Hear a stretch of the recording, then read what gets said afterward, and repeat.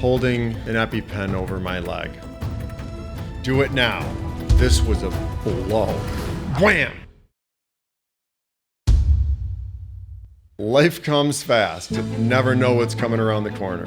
For many of us, severe allergies may always be the biggest danger. On top of that, it makes us especially vulnerable for life's everyday threats. Accidents remain the #1 cause of death for anyone under the age of 44. When struck by anaphylaxis, that risk only increases. This isn't medical advice, just personal experiences dealing with severe allergies. Here's a travel tale. An intense night high in the remote mountains.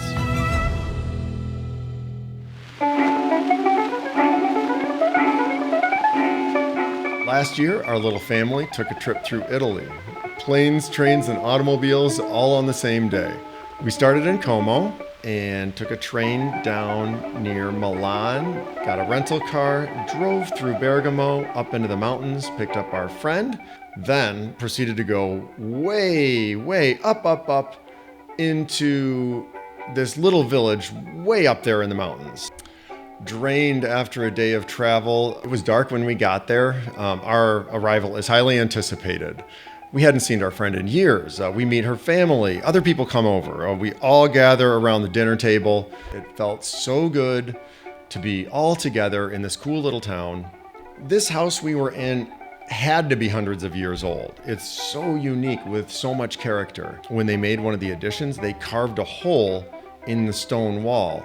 And so we'd need to duck a little to get under it. Great times, great food, great company. Dinners always run late there. We just ate and ate all kinds of awesome foods. And then dessert.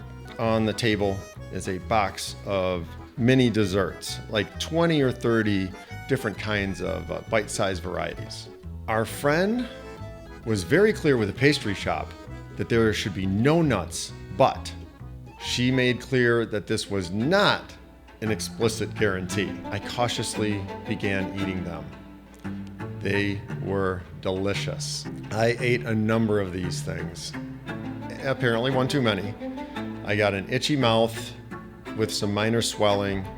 I mentioned this to the others just to make sure that they were aware, and the conversation reinforced what I had already assumed. We were nowhere near any hospital.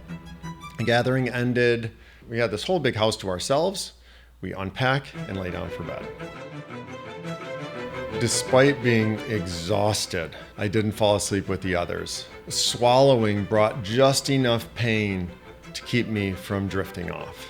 It seemed that the huge amount of food that I'd eaten was diluting the tiny amount of allergens, almost certainly nuts. Careful not to wake my wife and son, I repeatedly got up and went to the bathroom. Hours are passing, and I'm just traversing. I'm going back and forth again and again, more and more tired each time. I came prepared. For an overseas trip like this, I bring both LVQs and EpiPens. The LVQs I have with me everywhere. The EpiPens I have for volume and backup. So if I'm out and about, I've got an LVQ with me. If I'm at home or with my luggage, I'm going to use an EpiPen first because they're more easily replaceable. My symptoms were manageable. My face was swelled up pretty bad, my mouth and throat, some hives, but I did not like how they were trending. They had been trending ever so gradually for hours in the wrong direction. I'm guessing it was about 3 a.m. when I'm sitting in the bathroom holding an EpiPen over my leg. I had all the time in the world to consider this.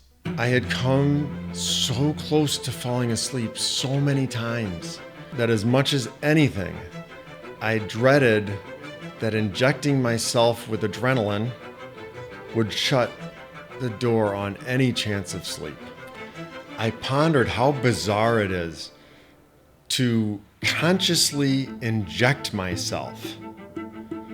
I got up again, read the label for the 5th time, stalling.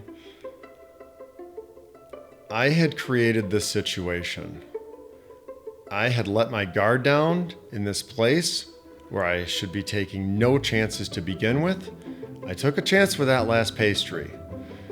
And for my prior sloppiness, I would now be proactive. This would not be a close call. When injecting myself with an EpiPen, you're supposed to hold it in for 10 seconds. If you're holding a pencil and jab yourself in the leg, your hand wants to come right back out. Your body has instincts. It has reflexes. I would need to hold it in for 10 seconds. And so it wasn't just doing the deed, it was following through in a way that I hadn't yet done before. Okay, do it now. Dropping my arm, I injected the EpiPen into my thigh, consciously resisting the urge to pull it back out. 1, 2. If you're gonna go all the way. 5, 6. How bad do you want to live? 9, 10. I had done it. Good luck sleeping now. Completely wore out. Adrenaline or not, I am wiped out. Dragging myself back to the bedroom. I still think I can sleep, but just swallowing and that dangling thing in the back of my throat, needled with just enough pain. When you use adrenaline, it also makes you want to use the bathroom. Dragging my sorry carcass to the bathroom. Now, on my way back, it's getting to be dawn, like the sunlight is starting to stream in. I'm trying to keep my eyes in sleep mode, so I'm kind of covering them on my way back. Wham! I walk straight into the corner of that stone threshold that we were warned about when we first came in. I fall straight back on my back onto the floor. I got a hard head, but this was a blow. Bring my hand up to my forehead. It comes back red with blood. There's a gash. It's a couple inches long, but the bleeding isn't too crazy.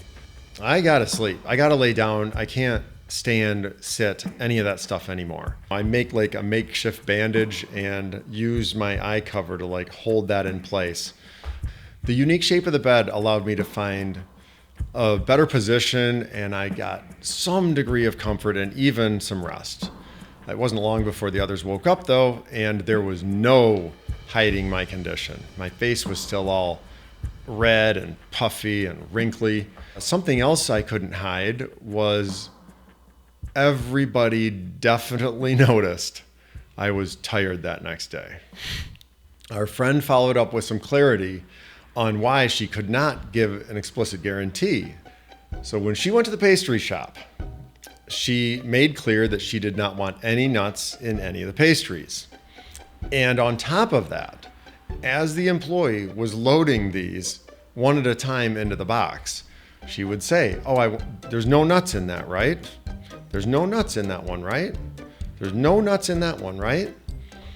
Okay, so after she's done this like 12 or 15 times, it's insulting to, what is she gonna say this for the 17th time, the 19th time, the 23rd time?